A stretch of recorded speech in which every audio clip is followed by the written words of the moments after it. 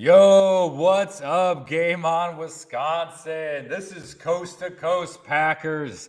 We got a lot to dig into today. I'm Bernie Bango here with my co-host.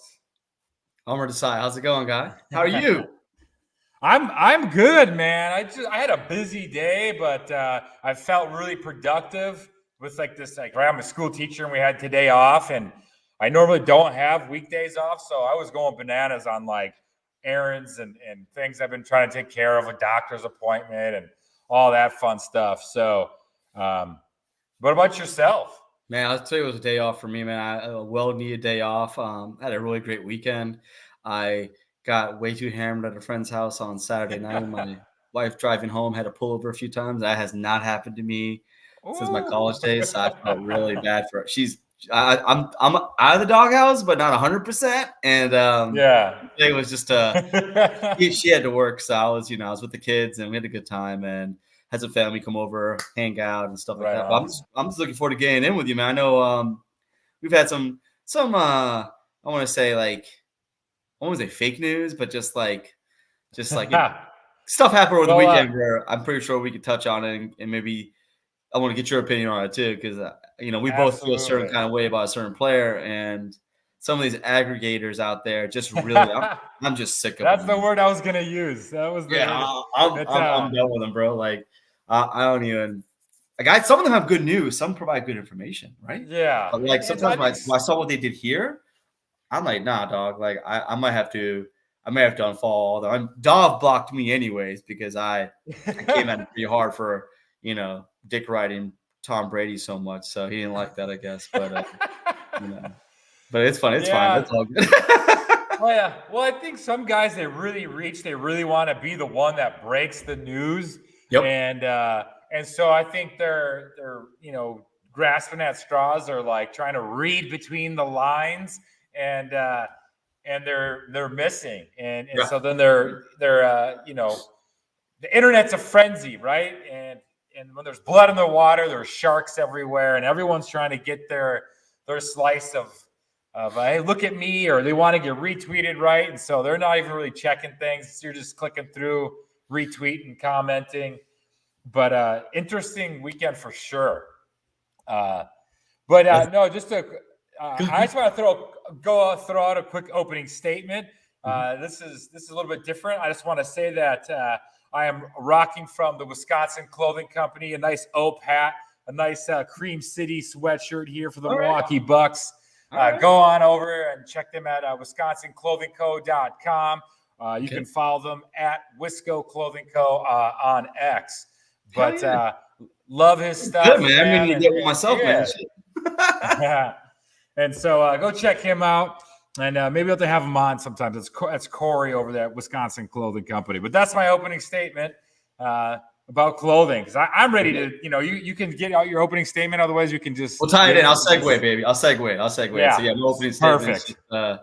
I'm really looking forward to his off season. Really going back and listening to some of the things that Jordan said. I saw a clip of Jaden Reed and Dontavian Wicks gain in, and I knew Wicks was kind of built. I didn't think he was built like that. My man's a unit, Yeah. dog. And I am. There was something that someone that I think Nagler posted it. I always have these guys. I think we all do, right? When it comes to the draft, we always have guys we fall in love with, right? Yeah.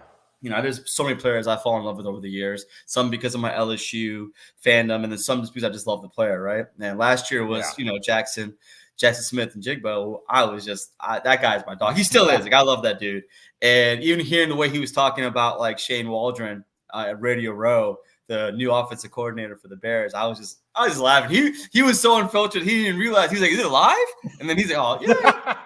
All right. Yeah. I was like, oh, you said so much by not saying anything. And I'm like, oh, that's not good. So I felt good about the fact that the Bears probably struck out again in a negative way regarding the offensive coordinator. But it's funny where you fall in love with these guys and you're like, man, I wish I got that. I wish we got him. But then here we are with Jaden Reed and Dontavian Wicks. And I'm just really looking forward and just happy like to see where this unit will go. These guys, it's February and they're already getting work in. You got pictures of Jordan Love working out with Drew Brees. I mean, these guys are really taking this to another level. And Laura, Yeah. I'm gonna kill her last name. Laura Hemberbach. I think that's it. She's a reporter Wisconsin, and she does a lot of like Packers news related. She's been on the Pack a Day show, right? She posted something today on Twitter where LaFleur left a message with all the players. He goes, you guys leaving here, you're either going to get better or you're going to get worse, but you're not going to stay the same. And the fact that he said that, probably, end of January time, and here we are in February, and you already seeing guys getting work in. Man, I love it. And I think that really takes us to one of the biggest things that came out over this weekend when it comes to DBak, where, I saw this post and I'm just like, oh shit. Like, I read the article, and Matt Scheidman put out an article, and he was just saying that his opinion is that he thinks DBak is going to be gone. They're going to probably release him. Yeah. They're probably going to do this and that. And the only thing I really have to say about that is, the cap is going to go up again this year.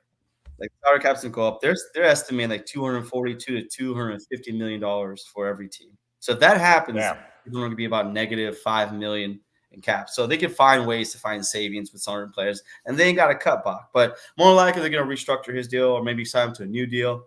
But the fact that they took an opinion piece and they ran with it, all these aggregators took this piece and ran with it like, oh, Bach is gone. They're going to release him. Will he end up in New York? Now, could that happen? Maybe 50-50, right? But it's not a done deal. Like, no one from the Packer organization has actually come out and said that. None of the beat writers, no one has ever even said anything. You have these aggregators just running with stuff, and it just infuriates me to where, like, when I saw that, I was like, there's no source, and they're sourcing the article, and if you read the article, it's not what they said. And I'm just really it's funny when DBak came out and said he literally quoted Matt, and he was like, if I get fired for this, I'm blaming you. And I love that. I think David wants to be back. I think if it makes sense for him from a money standpoint, if his knee hole is feeling better, I think he'll be back. That's my opinion. Yeah. But what do you think? I thought he was going to be gone. I thought he was maybe. I think that's what a lot of people were expecting, and it was going to happen quickly. Right. And so I think that's why those people jumped on that piece. Yep. And typically, when I see stuff like that go onto Twitter, sometimes I'll text, someone or some other Packer fans, like saying, "Oh, I told you that this was going to happen." But I saw the news, and I felt like, I saw the news. I should put air quotes around that. Yeah. And I just kind of was indifferent to it, to be honest with you. So that reaction, because in my thought or my opinion, I thought that this was really going down myself. When I saw it blowing up there for a moment on X, I was just like, whatever. That's what I was expecting. And so there's other times I've been expecting players to leave, but when I see the news, I'm like, no, man. I knew it was going to happen, but now that it's so, I'm cool if he stays. And if he stays, I'm sure that the Packers have inspected that knee, have talked to the surgeons, or are a part of it, as much as they could. Mm-hmm. So they, but the deal has to be restructured, right? Oh yeah, 100%. Yeah. It's like, we can't bring him back to with what he's got, and if that's what he's looking for, I will be okay with him getting shipped off, whether it's to the Jets or however they do it. But yeah, it's I was reading some of the articles here, and they were criticizing the people that were jumping all over it, especially the one account, Dov, he's got 200,000 followers or whatever, and he's running with a face. He's a piece of work, man. That dude, he puts out some stuff, but all he's doing is just taking other people's shit and just running with it, and he's just adding his own little spin to it. And the truth of the matter is that how it is, bro.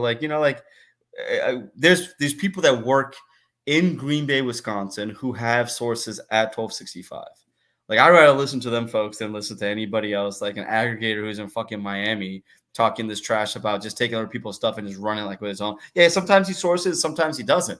And I don't think that's fair to us fans that, when it comes to these accounts that do that, where it's like, all right, if you have an inside source, like when Jordan Schultz was talking about Devontae going to Los Angeles, and he literally was doing that based off of a Reddit of someone that was a real estate agent talking about helping Devontae find a house in Vegas. Okay. And it's all right, at first I thought this is BS, but it come out to be true, right? And that's kind of what Jordan used to kind of like elevate himself into like being a insider to provide information. But you got these accounts like Dov, and you got other ones like NFL Runs and MFA notifications and JPA football. All these dudes who really ain't got sources. They just taking information from other people. They follow people like you and me. And when we tweet, we run with it too. Like as if we are someone that like I'm in Green Bay with some information. Like, nah, man, I'm just taking shit that probably Rob Grabowski or freaking Jason Wody or someone else has posted on freaking line. Like that's all I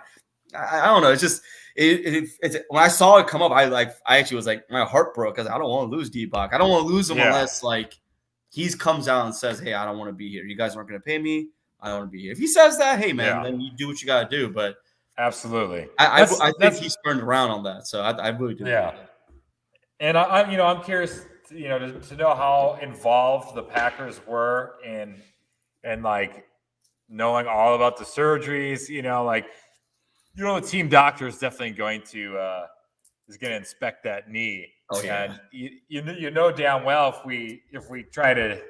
Wherever else he goes, if we try to trade him or just cut him, that team's going to inspect that knee. So, and he got past physical, dog. Like exactly. And he's had like 5 or maybe 5. I think it's 5 surgeries, right?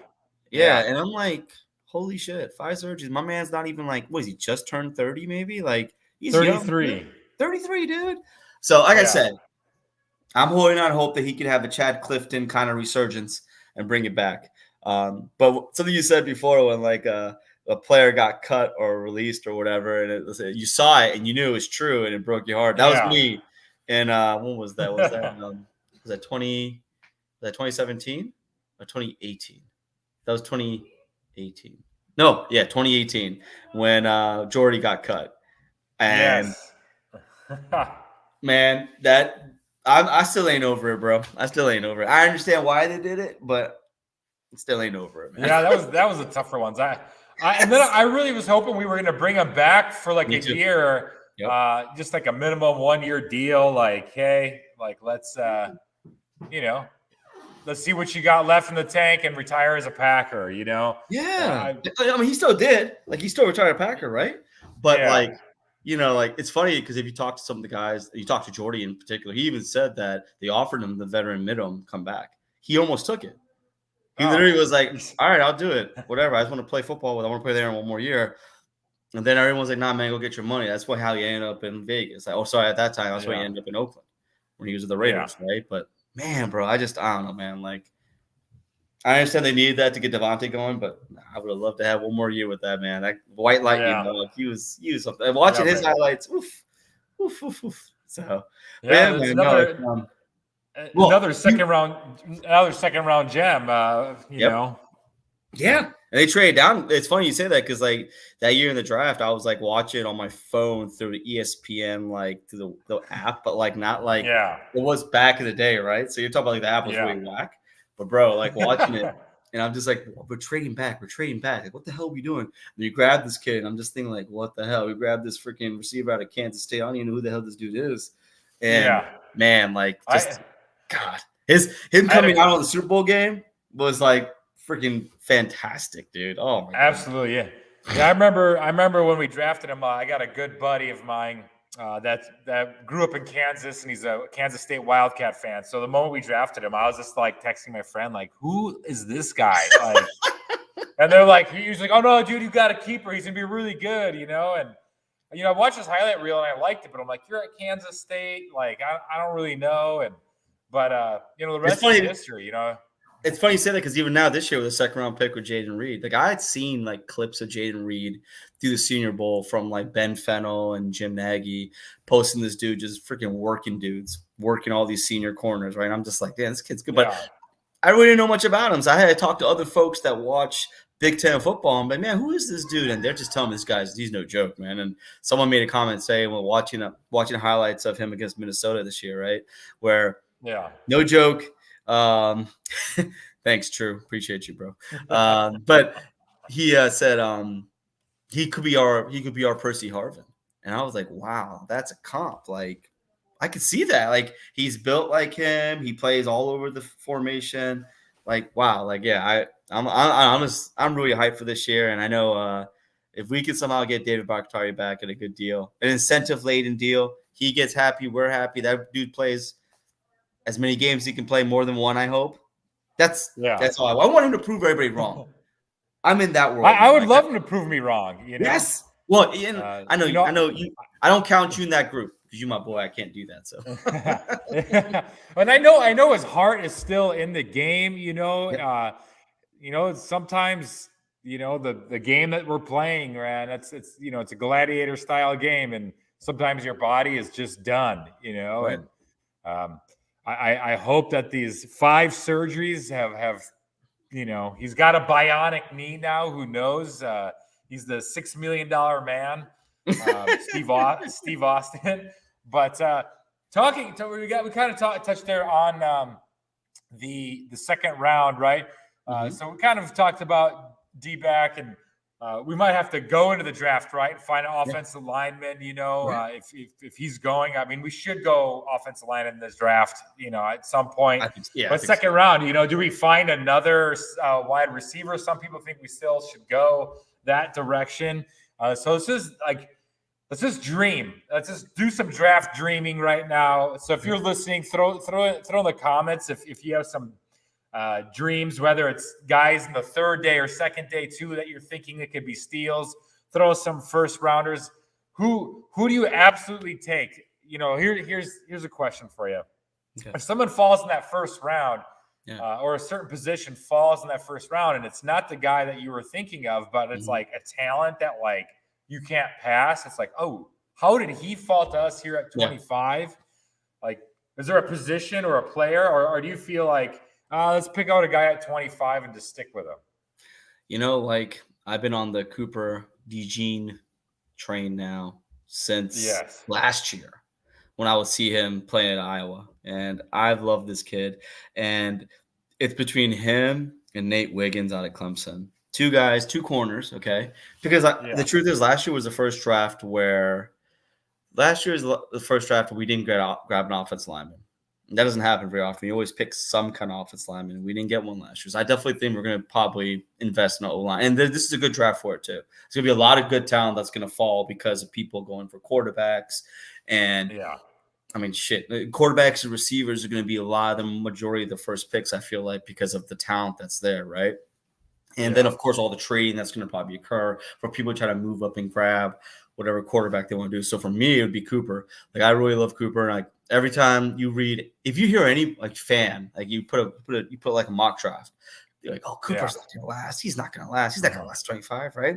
Every single actual draft analyst, like Daniel Jeremiah, Bucky Brooks, like, Matt Miller, all these guys, every single one of them has Cooper falling in Green Bay at 25. So I'm like, give me him, because he's the one dude who I feel like fixes so many things in that secondary. It's not just corner. Like, I think the dude plays everywhere. He plays safety, he plays corner, he plays nickel. I mean, hell, you could probably play him in a hybrid linebacker position. He's just that good, and he comes from a really good organization, pedigree. Iowa produces. They have him. Yeah, they do. Yeah. So that's my guy. That's him number one all day. Like, if we get him, I'm taking my pants off. I'm running around the house. I love guys from Iowa. I feel like they're really committed to like professional production. Yeah. Like, they know, like at Iowa, they know that they're, let's shoot for 10 wins. They can dream about national championships, but realistically, Iowa's probably never going to win a national championship. So how do you get guys there? Is you become a production factory for professional athletes, right? And this is just another guy, right? They have wide receivers, they got tight ends, they got defensive backs all the time coming out of there.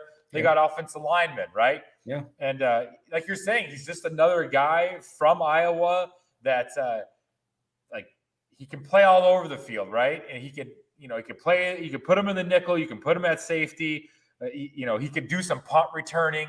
Yeah, and, that's another thing. I forgot about that. His return skills are no joke, and I do not want no damn kicker at 25.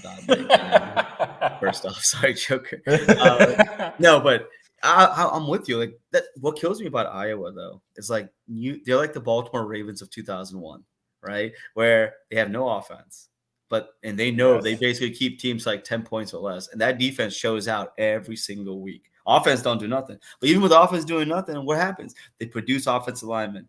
I mean, how many tight ends have come out of Iowa have become freaking all-stars, like just amazing football players? Then George Kittle, Laporta this Dan year, right? McCoy. Like Laporta had a huge rookie year for the Lions this year. yes. Well, and then wasn't it TJ Hawkinson and Noah Fant also came out of there too? Yeah, And you there's two got it. tight Both of ends. them are Hawkeyes. Yeah. Yes. And I'm just like, three guys right there. Yeah, and then I mean, that's what you see: offensive linemen, tight ends, and then basically everybody on the defense for the most part has been a really good football player. They've had some busts. I mean, everyone does, right? But hell, Micah Hyde was an amazing safety that came out of there, who we drafted fourth round. Yeah. And so I'm with you, man. There's just some organizations and some programs that just know how to develop good football players, and Iowa's and they have like this gritty attitude, chip on their shoulder, right? Like they come out of the cornfields of Iowa like pissed off that like Alabama and USC and the Texas of the world didn't recruit them. So I feel like, they have great work ethics. They're team oriented guys. Kirk Ferentz can keep producing those players there. Packers can draft them, right? We just got Van Ness from there. Yeah.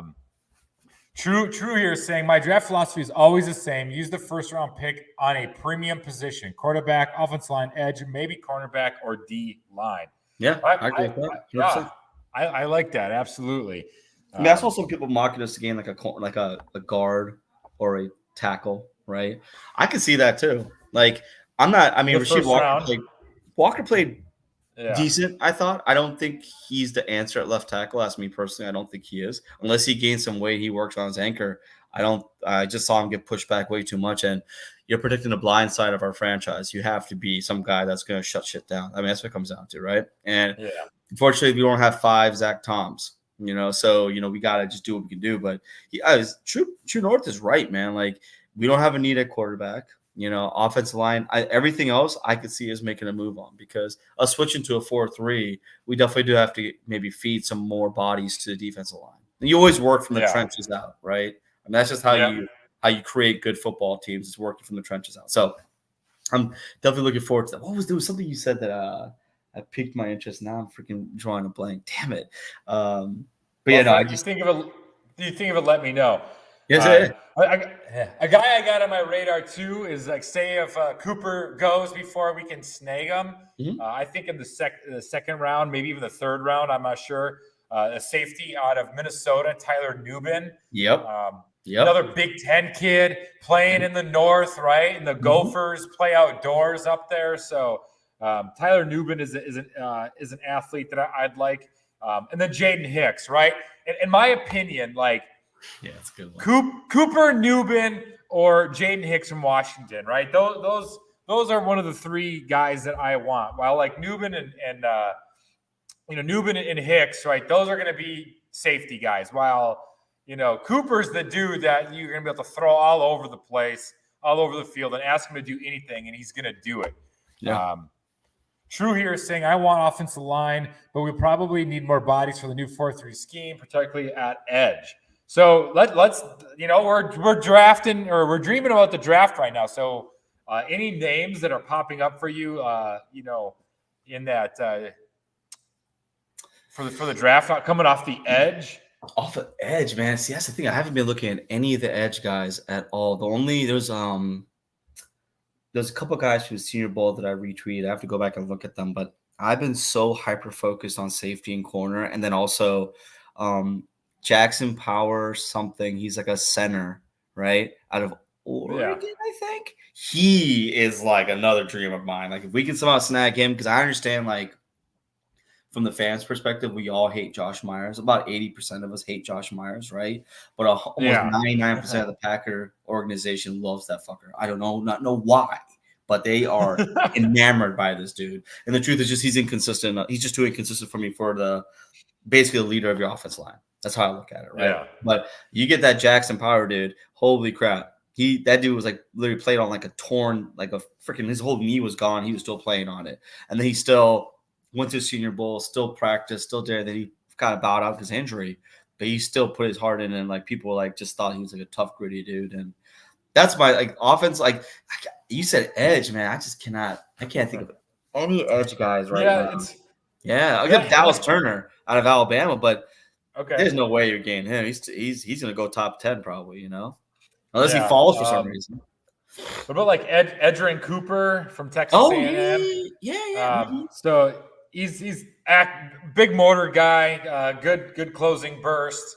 I think he had like 17 tackles for loss, 8 sacks this season. And that's the thing is like, right, we're like, we definitely need to get some more guys on the edge. We got Kingsley, right? He's going to be recovering from that ACL tear there at the end of the season.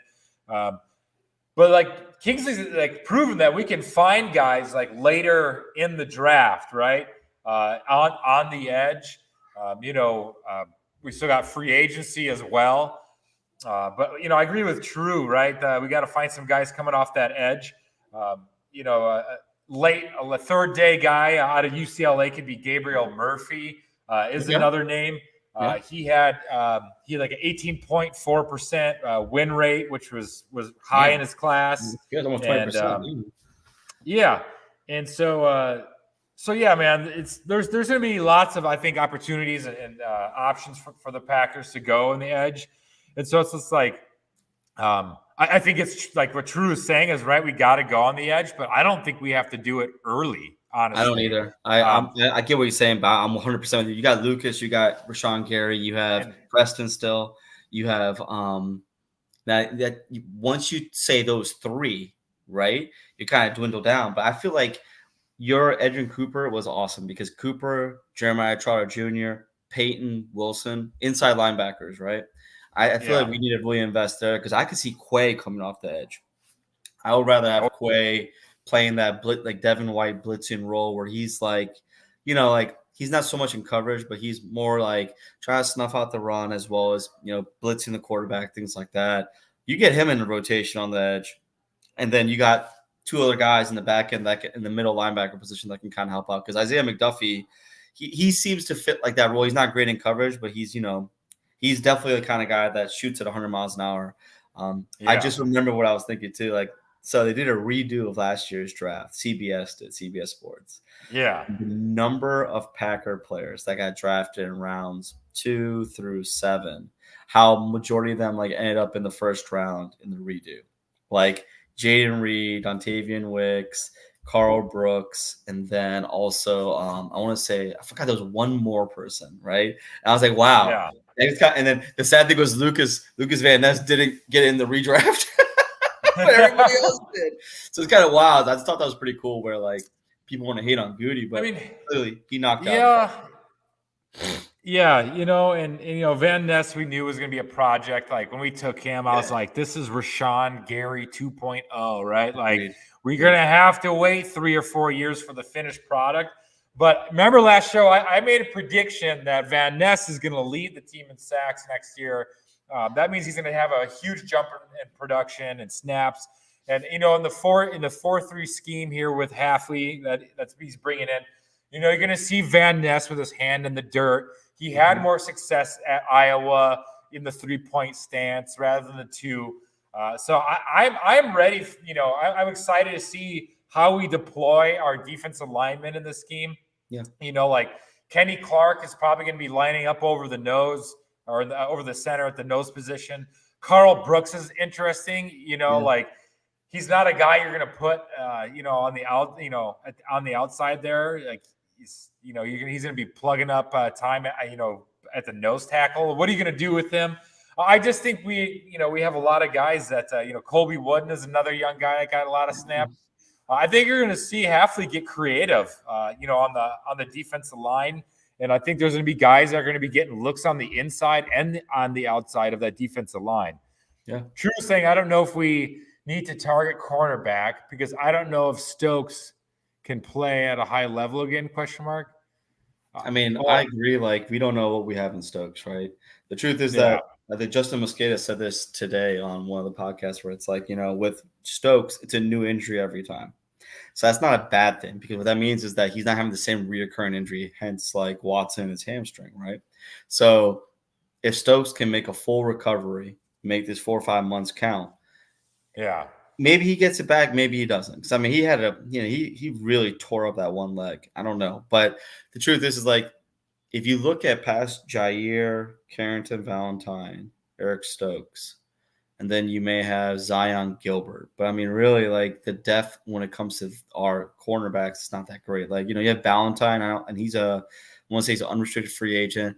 Keyshawn Nixon's an unrestricted free agent. Rochelle is a restricted free agent, but who knows what will happen with him. And then, of course, all the safeties, like, Savage didn't get his contract renewed, so we don't know if he's coming back. Jonathan Owens was a 1-year deal, as well as you only have Anthony Johnson Jr. back there. So I feel like our secondary does need some revitalization. And I think I think what you said was right, though. With Tyler Newman or Cam Kitchens in the second round, I really think you can make some hay with that. And there's other guys, too. There's that kid out of freaking USC, Bullock, who's really Bullock. He's really good. I think the safety place, it's pretty stacked this draft. And, like safeties, True was saying about how like going after like those certain position groups, and like safety doesn't fall into those premium groups. So it's like, it's great. We can find, one of the top safeties who's going to play right away for us. And I think we still got to figure out what Anthony Johnson Jr. is going to do for us. I think that's a guy, right, who fell to us like in the 7th round, and some people are saying he could go 4 or 5. He could go early 3rd day, and he went late 3rd day. So that's a guy too. Like I want to see a jump in production and see what he can do with a full year behind him now and another training camp. What kills me too is like we don't really know what we have in the secondary. I really feel like Joe Barry's scheme didn't get the best out of our players, and I feel like everything I've been reading and everything I've been listening to when it comes to Halfley's system is like single high, man up, man close middle, all these different things that like cover 1, cover 3, very much reminiscent of what we used to have in the Legion of Boom, right? Yeah, a lot of this defense you're seeing with him and Salah and D'Amico Ryans, it's all coming from that Gus Bradley and what's his name? What's that dude's name? What's the coach at Dan Quinn? It's coming from that cover 3 Legion of Boom, cover 1 scheme. Yeah.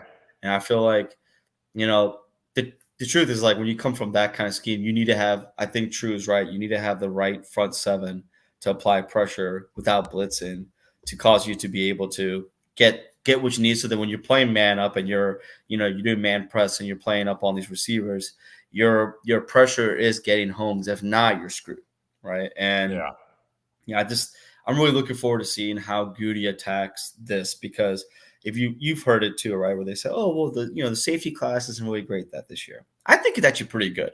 I want to say it's about a good 7 to 8 players out there that I think are really going to turn some heads at the combine this year, and seeing the kid out of Alabama, the kid out of Georgia, the kid out of USC, and then they got the Ataki, I think, out of Utah. I've been keeping track of all the safeties and corners, right? And it just, I don't know, I'm just really looking forward to seeing how these guys test, because that's going to really like determine like what people fall in love with. Do you fall in love with the tape? Do you fall in love with athletic traits, or you fall in love with both? And that's where you're going to like see some people maybe reach or not reach on people because of that. Yeah, absolutely. I like that. So, hey, like, I want to get onto the free agent radar before we run out of time. But one last draft dream here: like an offensive tackle, right? If we went offensive tackle, I like Jordan Morgan out of Arizona. Now he's a guy that you might get, late. I might not late, but like maybe the second round. I don't know. He's big shit. He's a big dude, bro. And but like they said too, though, like I think his arms might not be like, I think that's one of his criticisms, but they said they could kick him into inside the guard, and then that's kind of what they did with Tom, right? Tom came to us as a tackle, and I mean he's played in and out. I think this is another guy, Jordan Morgan, I think that could fit that mold. And so if we go offensive line, right, winning in the trenches, that's a guy I think that would fit our team really well. But That's what I got for the draft dreams today. The last thing I want to add to that is I'll say is this. I feel like us letting go of Jake Hansen finally, Royce Newman, all these garbage ass freaking interior linemen, right? Really need to invest in there and get some really road graders at the right guard position, get a good backup for Elton Jenkins. I really want to see what happens with Luke Tenuta as well as Caleb Jones. Guys that they've kept on the team now for 2-3 years that are both tackles. And we really haven't seen what they can do, right? And there's a reason why they've kept them around and they've invested time in developing them. Really looking forward to seeing if they can maybe give some competition to both Tom and to Walker. Because in my dream scenario, bro, you got Luke Tenuta, you got DBak on left tackle, Elton Jenkins, you have Tom in the center, you have a draft pick at guard, and then you have Caleb Jones or Luke Tenuta on the right tackle. I'm just saying, it sounds crazy to me, but I'm just saying, somehow I just want to get Tom at center, and I want Josh. Put Josh at right guard for all I care. But yeah, I'm 100% with you on that. There's guys that are coming out. There was a kid that's showing out in Maryland. I think his last name is Glaze, but he looks nasty as a left tackle, and just he's 6'7", 338 pounds, big boy. And I'm with you, man. Like I said, I'm looking forward to 5 picks in the top 100. I was I can't wait, man. It just sucks first time you got to wait, but you never know, man. Gutey's traded up in the past. It's a guy he wants. He learned from Ted Thompson when he went and traded up to get Clay Matthews, right? And sometimes it's I don't care about what it takes. I want the player, and I'm really just looking forward to seeing what kind of moves. And you were saying free agents. Let's talk about the free agents because there's a guy that he just talked about getting franchise tagged, Antonio Winfield Jr., right? And I saw a picture of him partying and hanging out with Jordan Love, and I'm work your magic, dog. Work your magic, man. Try to bring that ball to Green Bay, man. That'd be amazing. Yeah. That would be amazing. But who do you want as a free agent that's out there right now? Well, this is the thing is we were talking about, people talking True just said about drafting a running back or so one of the questions I was going to bring here was, who would you rather, maybe go after Josh Jacobs from Vegas or Tony Pollard, right? From Cowboys, Antonio Gibson from the Commanders. We could address the running back issue, right? Restructure Jones. Some people want to bring back Dylan, or do we let Dylan go? I like Braylon Allen out of Wisconsin. You could get him day 3, I think, and he's a big plug and chug guy that I think could fit into that AJ Dillon role. Yeah. But I would like another guy who you could see as a 3-down back. I don't know if I really see Dillon as a 3-down back guy. He just can't do the things that Aaron Jones does, right? We use him we try to use him like Aaron Jones in games that Aaron Jones is out. And now, while he can be effective, he just can't do the same things Aaron Jones can. Not many players can. That's the truth. Some of the kids that are coming out this year, like Blake Corum out of Michigan, who I really like. He would be a good complement and possible replacement for Aaron Jones.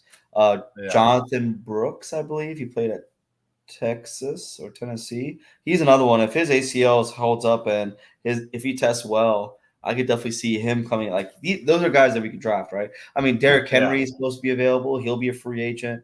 I think that would be – I don't know how that would work, but that would be amazing just to have a 1-2 punch like that. Jeez and peace. Yeah, and with Henry, right, you could come out and just think to yourself, we're going to hand the ball to King Henry here 6 or 7 times on this drive, go play action pass, right? And then he sits out a series or 2, right? And then but the thing is though, something with bro, you use him to beat up the team, then you got Aaron Jones comes in the second half and he's slicing and dicing. Oh my gosh, dude. I love Jacobs. You mentioned Josh Jacobs. I'm a huge Jacobs fan. I love everything about his story, how he was brought up, the whole 9 yards. I just think he'll get. I mean, this guy's a former freaking rushing king. So I don't know if we can afford him, but I'm keeping Aaron Jones at all costs, and I'm trying to figure out a way to either supplement the draft or, Antonio Gibson is actually a really good football player. He came from Memphis. He was a former receiver, turned running back. He would be a nice addition. It's just all about fitting it within what we have, financially, right? But we can dream, man. Free agents, man. We can always dream. I'm looking forward to seeing what path Gutey tries to kind of use to supplement this team because we're gonna have a lot of free agents. I do like Dylan. I bring back Dylan, but I do agree with you that like sometimes we do use him the wrong way where running him out of shotgun is just not his thing. I formation, single back maybe, but running out of shotgun with him on a sweep play or inside zone, just dumb to me. And just we need to be using these guys at their strengths, and then attacking the defenses at their weaknesses. And sometimes I feel like, Matt LaFleur gets caught up in just like, well, I know this play is a good play. I don't care what the defense is doing. I'm going to run this play. I know it's a good play. Not realizing that you should maybe try to adapt a little bit. Like I'm fourth and inches and you're trying to like run the ball up the middle. Like, what are you doing, dog? Like that's not going to work. Like you need to try something different. But like I said, I'm looking forward to seeing how they attack this team. Yeah, and it's exciting because like we know the running back room is going to change. It's going to look different most likely. Yep. Soder in the house. Manny Wilson is going to be the number 2 back. Yeah, I think so. Hey man, he showed flashes in the preseason. He had a handful of decent carries. I know he got banged up with that shoulder, and he came back and he got a few carries in the playoffs. So he looked good, man. He looked good against the Niners. He didn't look bad at all. I mean, he's obviously not the size of AJ Dillon, right? Where you talk about he's that bruiser, but like man, like he ran well. I agree. Like if you think about trying to get cheap too, you're gonna probably he's not gonna cost you anything that Dillon's gonna cost you, right? I mean, that's just the way it is from a business perspective. And then if you find like a 3rd or 4th round running back that can come in and play for you right away too, right? If you go Wilson, Jones, and then whatever guy you find in the draft. That might be what they're thinking is going cheap that direction, right? They could, find some other free agents if they're going that route of trying to find some guys in the bargain bin. I guess. What do you think about Eddie Jackson? Eddie Jackson? Yeah, safety out of the Bears. They just cut him. Bears. And he has good pedigree. He's like. Bring him in. I like that. Right? Bring Bears in, and see what he can do. Yeah. It's like a safety position. Like, right, I felt like we were taking any safety to see what they could do this last year. So I wouldn't be against the grain of what we're already doing. Is finding those guys, those types of safeties. The free agent market. It was funny because I was thinking about a different position, but another NFC rival was offensive guard Dalton Risner. From the Vikings. So he would be a way to shore up our interior offensive line, right? He's played. What's that? Where did he play? Was he Colorado? Where did he play? I can't remember college-wise. I liked him a lot. I liked him in the draft process when he came out. I really liked him a lot. I was pissed. Kansas State. He played at Kansas State. I knew I was seeing the helmet, right? Bro. I was the freaking helmet. Yeah. So he's been in purple for a long time. So it's usually former Packers going out to Minnesota, but I wouldn't mind bringing him. He's a guy that could shore up that interior line. He's lined up at every position in the NFL and at Kansas State. If you look at his college and pro time, he's been at every position. Nice. So he's another versatile guy, right? True saying Zadarius Smith is available. Hard pass. Good on that. I think that bridge got burnt. Oh, that bridge got burnt. Yeah. He's laughing about it. On a 4-3 defense, he would be nice. But there's a reason why the Packers didn't keep him, and there's a reason why he's not here anymore. That's why, if you notice, he's on his 2nd team in 3 years, or 3rd team in 3 years, I should say, right? So I don't know. He's a good football player, but he's also a little bit of thinks very highly of himself. Is probably the way I would say. Yeah. All right, I got a couple names here. Like, right, we got to go cornerback here. Would you rather go with L'Jarius Sneed at quarterback or Kenny Moore from the Colts? Oh, Kenny Moore. I love Yeah. Ladarius Sneed, but he'll outprice us. Kenny Moore, another guy who has an awesome story, raised by a single mom, did everything to kind of support her once he made it big, and just a really good corner. He can play outside and inside too. Yes. Yeah. And I feel like he just That's wasn't. I thought He doesn't get a lot of his ability in the slot. Yeah. Yes, he doesn't get a lot of love in Indianapolis, right? And I feel like the way he's built, if you look at like his RAS score and just the way he's built too, I feel like him playing press man coverage kind of type of scheme would be better for him than playing like what he's been doing to Gus Bradley. Gus Bradley's a DC over there, right? He plays single a lot. Even though he runs like a cover 3 scheme similar to Legion of Boom, he plays off a lot. And I do feel like Kenny Moore would be my guy. Also, I tell you, Kenny Moore would probably be a little bit cheaper than Ladarius Sneed's going to get paid. I don't say that right now. Ladarius going to get paid. Yeah. No, that's where I was going, right? And maybe that wasn't a fair either or there because like because in the perfect world, you're right. Ladarius Sneed all freaking day. Yeah. Like I wouldn't even argue with you there. But I've been a Kenny Moore fan since he came out. That's the reason when you said that, you kind of like made me feel good there for a second. I was like, oh, you talking about one of my boys. Man. No, yeah, and Colts have had a solid defense. I like Kenny Moore, just his ability to play in the slot, and that's Green Bay needs help there right 100%. Now. So do you do you got any other free agent players roaming around on your radar there? So Kyle Duggar, and Jeremy Chin, if they somehow become free agents or if they're available, I really like them. I think I like them coming out. They're really versatile football players that can play literally anywhere in the secondary. And then the Patriots are cutting Lawrence Guy, who was a guy that Green Bay did have in for a practice squad player who then eventually went to the Patriots and really killed it there. He's another dude that can play anywhere on the defense line, can play in any scheme, and he's a really try-hard guy. Like he's the kind of guy that you want on your team because he's beating all the odds to become a really serviceable football player. So those are like some of the guys that I would be looking at like free agent wise. I know that I'm trying to think like safety wise, like other than like Gutey Baker. Oh, don't even get me started on Buddha, baby. Give me the Buddha all day, dog. Like, oh my god, that's going to be a multi-year, expensive deal to land Buddha. But. So no, but you know what gets me? Like, you remember in 2019, right, where we signed Preston Smith, signed Zadarius Smith, right, and then we drafted Rashawn Gary. I can so see that shit happening again. I can see them saying, all right, we're going to go get us like a marquee safety if, Buddha Baker becomes available or something, Antonio Winfield will do they go to franchise tag. Maybe they'll work something out. Okay. Eli Berkowitz, was it Eli Berkowitz or Jacob Morley? Someone said, like, well, what if we offer the 25th pick for Javon Holland out of Miami? And Javon Holland, another amazing football safety player. Just a lights out safety, right? And he's on the last year of his deal. You got to sign him to an extension. He's only 24 years old. He came in the league young, okay?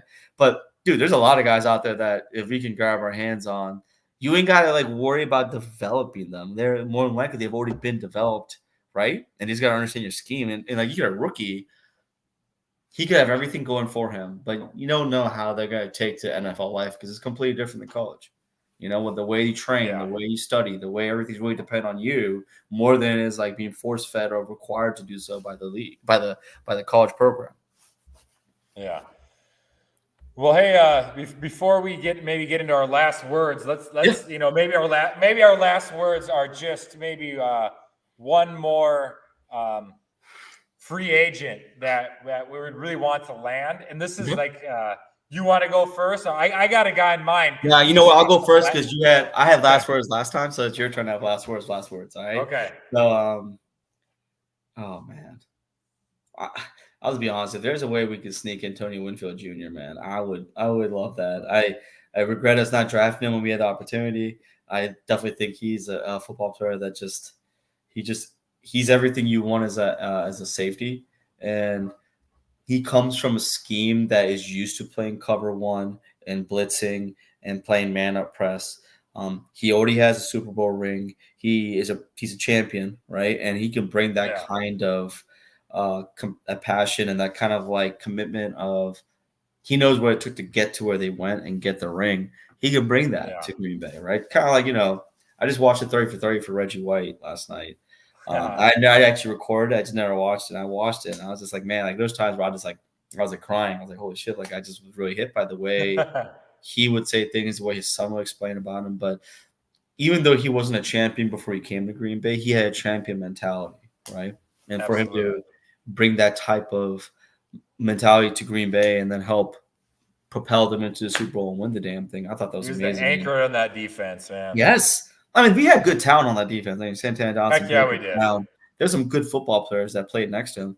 But watching the way Reggie would just dominate, like that's never happened. Like that's just you haven't seen a football player dominate like Reggie White did. I think I'm not saying that Antonio Winfield Jr. is on the level of Reggie White. I'm not saying that. But sometimes if you get a player that could just really lock down and solidify one part of your defense that's been a bugaboo since Nick Collin got hurt, man, I would love it. I'm telling you, man. Like we just losing 36 like we did in 2011, we just never recovered for it. And here we are, 13 years later, still trying to find. It's terrible. It's been that long, God dang. It's been so damn long, bro. Like, that sucks, dude. Like I thought Haha was the answer, and Haha was not the answer, dude. Like, oh. No. How about you? Well, hey, my last words. I'm staying at safety, so this is fantastic. Yeah. I love this. I loved your idea, Amar, about like bringing in experienced guy that can maybe lock down or like be there for us for a couple years while we draft a guy and make him the monster at safety that maybe we want to create. And that's Jordan Fuller out of the Rams, right? We were talking about him. How he was at Ohio State, right? While Hafley was there. Mm-hmm. So, you got like a guy, in your defensive backfield that's already connected with that coach, right? He missed all but 4 games this season. So you're probably going to get him on a bit of a deal, like a prove-it deal. So that was something we were discussing last week, and that really stuck with me. He's on the free agent market. His last full season, I think he had like 3 interceptions, 93 tackles, and 3 forced fumbles, right? So I think he's just a guy that's going to be familiar with your new defensive coordinator. He's a guy that can hold down that spot while you're working on the rookie and maybe working with Anthony Johnson Jr., right? The other, he was just a rookie this year. That's my guy. That's my last guy. I'd love to see him come in. Right? That's a good pull, man. I forgot all about Jordan Fuller, man. That's a good pull. It's a good pull. Yeah. So that's what I got, man. Let's add one more. Yeah. Tashawn Gibson. Oh. Tashawn Gibson out of Niners. He had 1 year. He had his best year as a Cleveland Brown when Hafley was there as a secondary coach. And he loves Hafley. It's funny. Like all these corners that played with him and safeties, they all love that dude. Sherman, Fuller, Tashawn Gibson. I mean, everyone has really spoken really highly of this dude. I ain't drinking the Kool-Aid too quick, dog. That's all I got. Oh no, man. I think you're onto something here, right? And I think you're going to see more head coaches at the collegiate level. These guys that are at these like meddling level, like Boston College, right? Yep. We're like, oh man, 6-6, 7-5. We're bowl eligible. Hell yeah! And that's like the peak of those programs, right? Yeah. I know on the East Coast, man, that they're big on other sports there too. I don't know if football is the number 1 sport at Boston College. So you're going to see more of these these guys that should be running programs. You're going to come see them probably take coordinator or position group spots at the NFL level, right? Because like now these guys at these middle levels, like, right? At Boston College, they're not going to be battling with other teams in the ACC over recruits in the NIL era, right? Mm-hmm. So I think we got a diamond in the rough here in Hafley. He left Boston College because, ultimate goal is probably to coach at the NFL level, and he's just not at a program. He was not at a program where he's going to be able to make that jump from head coach of Boston College to the head coach of an NFL team. So this is his route. I think we're really lucky. I don't think you're getting ahead of yourself. I might feel that way, but I think we got the guy here. Yeah. So yeah, like I love it. So I guess those are some more of my last words, man. Is I'm drinking the Hafley Kool-Aid. Let's go, baby. I'm down. You could say, hey, Amber, you could say that my glass is halfly full, right? Glass is halfly full. Nicely done. Nicely done. Yeah. But hey, man, that's our time. I'm Bernie Bango, here with my I'm the son. guy. Yeah, my man. Hey, Our man. son. Thank you, brother. This is Appreciate you, man. yeah. This has been Coast to Coast Packers. We're going to be talking more, free agents, more draft as we go. We are ready to bring those guests on. And Wisconsin Clothing Company, hey, if you hear us, throw us some more gear. I'll be happy to wear it on our show. Likewise. We'll catch you next time. All right, go Pack. Go Pack, go.